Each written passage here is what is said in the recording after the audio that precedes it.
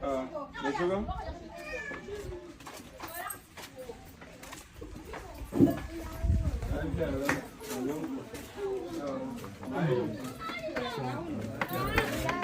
Da sauki.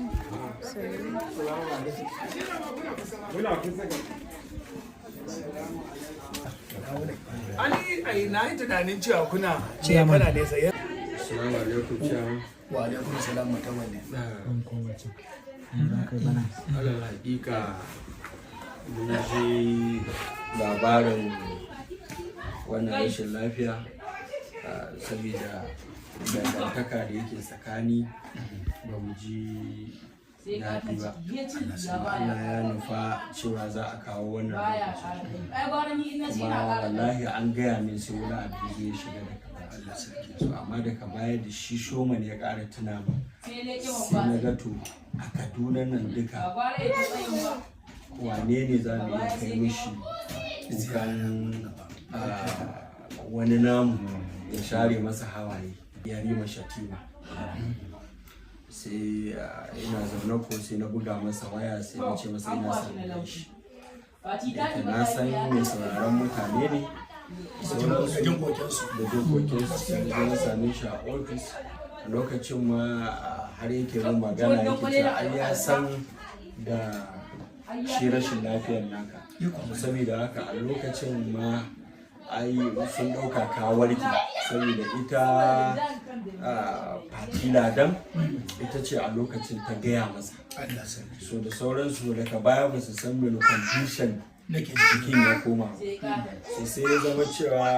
kawai tana cikin duhu ne a kai a san ita mace ce wanda yake kullum tana nan da mu a ranta ta ɗauke mu kuma yan uwanta yan uwan sana'a ne amma ta ɗauke mu yan uwanta mu ba ta da dogaro sai mijinta da Allah ya taimake ta da miji na gari shi Yarima Shatima da abin da ta kawo koke game da mu da sauransu zai ba ta gudunmuwa so sai na tuna masa shekaran jiya na ce shi shoman ya tuna min lala zan tuna masa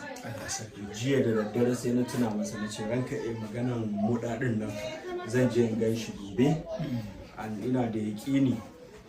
ko da a ce zan yi mishi wani abu watakila abin zai iya zama wani wanda ni ban gamsu da shi ba sai ce wallahi tun da na gaya masa kana ransa kuma yanzu ma haka zai yi wani abu da shi ma dai sharan fage ne za a ce ko mai ne da sauransu tunda dai an dade ana yi kuma ba a ma san gobe me za a yi ba gaskiya ya aika min naira 100,000 ita ma mai mata addu'a cewa Allah ya saka mata da alheri shi ma Allah ya biya mishi bukatun shi a bisa wannan kokari da yake mu ma da muke tare shi Allah ya wani kokari ta amanar sa Allah kuma ya kara masa ƙwarin gwiwar taimakon da yake mana da ya nuna mana mu ma ƴaƴan shi ne ƙannen shi ne nashi ne samu ne so sai a yi kun sha za a yi bacci a nan za a yi godiya ne kuma godiya ga Allah yanzu kuma a yi haƙuri ba mu zo da cash ba ya koya min ka ne ko kai ina son take a tura 100,000 zuwa a kan ɗauki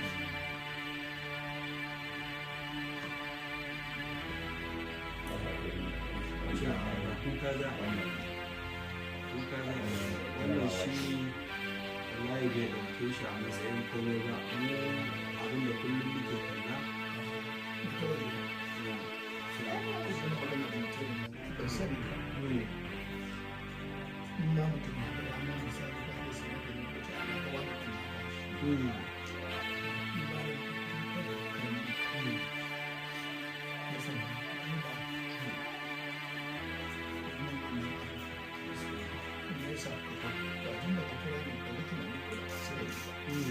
muna magadi shi ne sai da abin mamakin da na ganto a kan kama ba ka da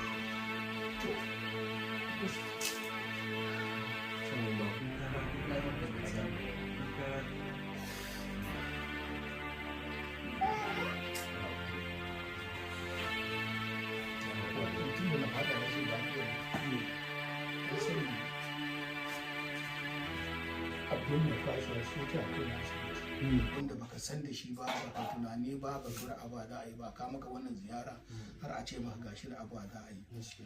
Ubangiji Allah ya saka musu da alkhairi, Allah ya saka musu da alkhairi. Na gode matuƙa mutawa da na gode a yalla bai Allah ya saka musu babu da ga kudin shi na ya shiga naira 100,000 daga shi mai girma Yarima Shatima a jagoran matasan Kaduna za a ce da arewa gaba daya. Abin da ya yi ba wanda zai iya biyan shi sai Allah.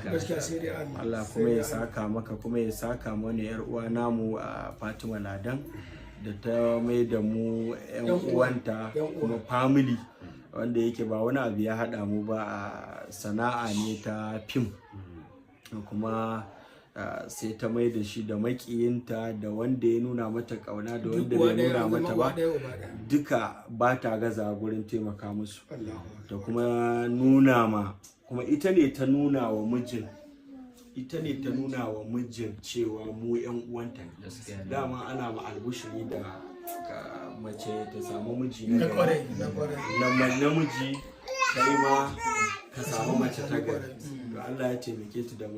miji na gari kuma ta rike mutuncin mu kuma tana nuna masa cewa mu yan uwanta ne kuma baya gazawa gurin ya duba al'amuran mu. Ni nan da ka kalle ni cewa Yarima Shatima bai dauke ni komai ba sai kani, baya kirana da wani suna da ya wuce kani na kuma ba zan kai mishi magana ba akan wani abu yanzu ga zahiri sai dai mu ce Allah ya mana zumunci da kuma sa mu ci gaba da rike amanarsa 100%. Amin ya Allah.